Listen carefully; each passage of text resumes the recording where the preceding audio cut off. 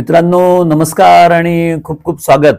खूप दिवसाची गॅप पडली होती, आपलं संवाद झाला नाही, संभाषण झालं नाही.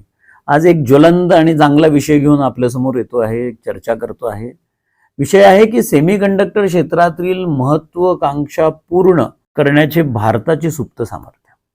तर तुम्ही म्हणाल का सामान्य माणसांकरता सेमीकंडक्टर कुठे कुठे वापरलं जातं?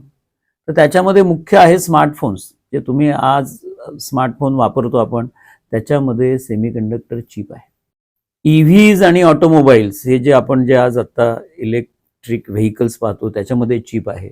कॉम्प्युटर्स आणि सर्व्हर्समध्ये आहे. 5G मध्ये चिप वापरलेली आहे. मित्रांनो एवढंच नाही तर डाटा सेंटर्स, AI सेंटर्स याच्यामध्ये चिपचं प्रमाण जास्त वाढतं आहे. इंडस्ट्रियल ऑटोमेशन असेल, एरोस्पेस असेल, डिफेन्स असेल, याच्यामध्ये हा सगळ्या चिपचा उपयोग आहे. तुमच्या माझ्या घरामध्ये दैनंदिन वापरण्याच्या जे उपकरण आहेत त्याच्यामध्ये तुमचा TV असेल, तुमचं फ्रीज असेल, या सगळ्यामध्ये आता चिपचा उपयोग होणार आहे. होम ऑटोमेशन असेल. त्यामुळे सेमीकंडक्टर चिपचं मॅन्युफॅक्चरिंग भारतात व्हावं ही अतिशय महत्त्वाची बाब. जगभरात इतकी स्पर्धा सुरू आहे मित्रांनो की अमेरिका, तैवान, चीन, दक्षिण कोरिया यांचे वर्चस्व असलेल्या या क्षेत्रातही आता भारतानेही सेमीकंडक्टर उद्योगात मोठी झेप घेण्याचं ठरवलं आहे.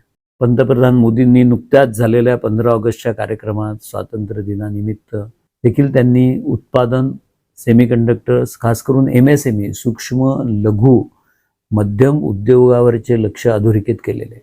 देशांतर्गत क्षमता आणि जागतिक बाजारपेठ अधिक विस्तार केल्यास जागतिक पुरवठा साखळीमध्ये व्हॅल्यू चेन डेव्हलप करण्यामध्ये भारताचे स्थान अधिक भक्कम होईल आणि आर्थिक विकासाच्या पुढच्या टप्प्याला बळ मिळेल असंही त्यांनी सांगितलं. सेमीकंडक्टर मिशन 2.0 मध्ये 1.27 लाख कोटी रुपयांची तरतूद करण्यात आली असून त्यामध्ये देशांतर्गत उत्पादन क्षमता वाढवण्याचं ठरवलेलं आहे.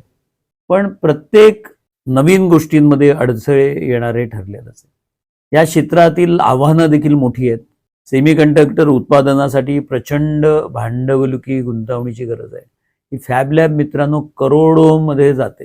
त्याच्यासाठी लागणारं वातावरण, AC, पाणी या अतिशय गोष्टी खूप प्रामुख्याने वीज पुरवठा हे पाळल्या जातात.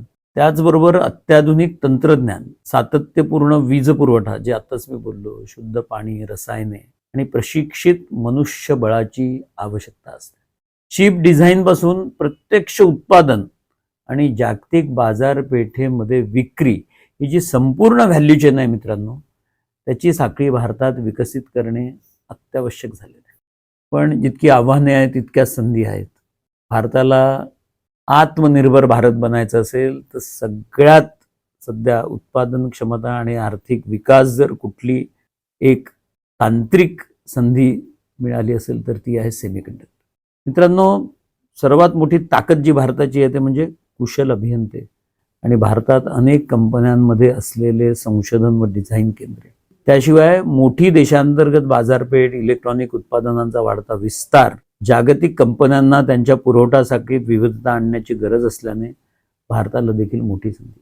कुशल अभियंता घडवणे आणि त्याला त्या इंडस्ट्रीच्या उत्पादनावर ट्रेन करून ही जेवढी काही व्हॅल्यू चेन, जेवढी काही उत्पादन क्षमतेची केंद्रे भारतात उभारण्यात येणार आहेत तिथे या लोकांची खूप गरज पडणार आहे. भारताने परदेशी कंपन्यांना उत्पादनांसाठी आकर्षित करण्याबरोबरच स्वतःचे चिप डिझाईन, बौद्धिक संपदा, इंटेलेक्च्युअल प्रॉपर्टी डिझाईन आणि तंत्रज्ञानावर भर देण्याची गरज. मित्रांनो AI आज परवलीचा शब्द झाला आहे आणि AIच्या माध्यमातून जागतिक व्यवसायांना आकार मिळतोय. तांत्रिक परिवर्तनाचा आधारस्तंभ हे सेमीकंडक्टर आहे. सेमीकंडक्टर हे जगातील सर्वात नफा मिळवून देणाऱ्या क्षेत्रांपैकी एक आहे. स्ट्रॅटेजिक गोल हा नुसता मेक चिप्स इन इंडिया हा नसून to build an entire semiconductor ecosystem असा आहे.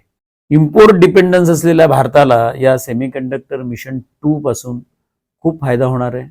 पण जसं आव्हानं आहेत, संधी आहेत, ती पेलून जर आपण गुणवत्ता साधू शकलो तर भारत हा आत्मनिर्भर भारत होण्यास वेळ लागणार. खूप खूप धन्यवाद आणि नमस्कार.